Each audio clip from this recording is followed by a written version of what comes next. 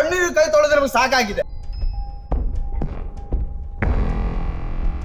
Estate ಒಂದು owner ಒಬ್ಬ ಮನೆ ಮಾಡ್ಕೊಂಡು ಇಡೀ ಅವನೇ ಮಾಡ್ಕೋಬೇಕಂತ ಹೇಳಿದ ಅದಕ್ಕೆ ಸರ್ಕಾರ ಸತ್ತೋಗಿದ್ಯಾ? ಫಲ ಸಿಕ್ಕಿಲ್ಲ ಅಂತ ಹೇಳಿದ್ರೆ ಸರ್ಕಾರ ಸತ್ತೋದಕ್ಕೆ ಅಧಿಕಾರಿಗಳಿಗೆ ಎಲ್ಲರೂ ಸತ್ತೇ ಹೋಗಿದ್ದಾರೆ. ಅವ್ರು ಸತ್ತೋಗೋದ್ರ ಜೊತೆಗೆ ನಮ್ಮನ್ನು ಸಾಯಿಸ್ಬಿಡ್ಲಿ ಅಂತ ನಾನು ಹೇಳೋದು.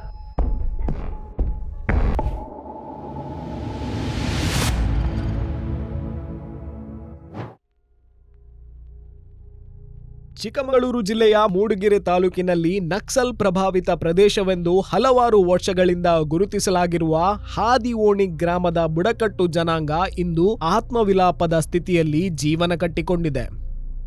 ಕಳೆದ 40 ವರ್ಷಗಳಿಂದ ಗ್ರಾಮಸ್ಥರು ತೆಪ್ಪದ ಮೇಲೆ ಭದ್ರಾ ನದಿಯನ್ನು ದಾಟಿ ತಮ್ಮ ಬದುಕನ್ನು ಸಾಗಿಸುತ್ತಿದ್ದಾರೆ. ತೆಪ್ಪ ಇಲ್ಲದಿದ್ರೆ ಬದುಕೇ ಇಲ್ಲ. ಹೌದು, ಈ ರೀತಿಯ ಸಂಕಟದ ಮಾತುಗಳು ಅವರ ದಿನನಿತ್ಯದ ಹೋರಾಟವನ್ನು ಸ್ಪಷ್ಟವಾಗಿ ಚಿತ್ರಿಸುತ್ತದೆ. ಊರಿಗೆ ರಸ್ತೆ ಇಲ್ಲ, ತೂಗು ಸೇತುವೆ ಇಲ್ಲ, ಆಸ್ಪತ್ರೆ, ಶಾಲೆ ಎಲ್ಲವೂ ನದಿಯ ಅತ್ತಪಾರ. ಒಂದು ತುತ್ತು ಅನ್ನವನ್ನು ಹೊಳೆದಾಟಿ ತರಬೇಕಾಗುತ್ತದೆ. ಇದು 21ನೇ ಶತಮಾನವೆಂದು ನಂಬೋದು ಕಷ್ಟ ಎನ್ನುತ್ತಾರೆ ಗ್ರಾಮಸ್ಥರು.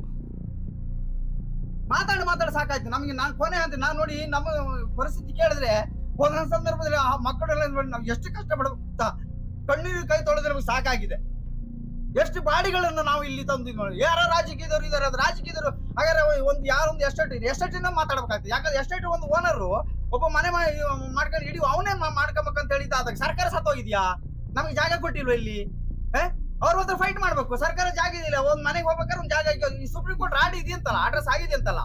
ಯಾವುದೇ ಒಂದು ಮನೆಗಳಿಗಾಗ್ಲಿ ಒಂದು ಇದಕ್ಕಾಗ್ಲಿ ಅಬ್ಜೆಕ್ಷನ್ ಮಾಡಂಗಿಲ್ಲ, ಬಿಟ್ಕೊಡ್ಬೇಕಂತೇಳಿ ಎಲ್ಲಿ ಕಾನೂನು ಇದೆ? ಕಾನೂನು ಮಾತ್ರ ಇರೋದು ನಮ್ಗೆ ಏನ್ ಕೊಟ್ಟಿದ್ದಾರೆ ಅಂತ ನಾನು ಕೇಳೋದು.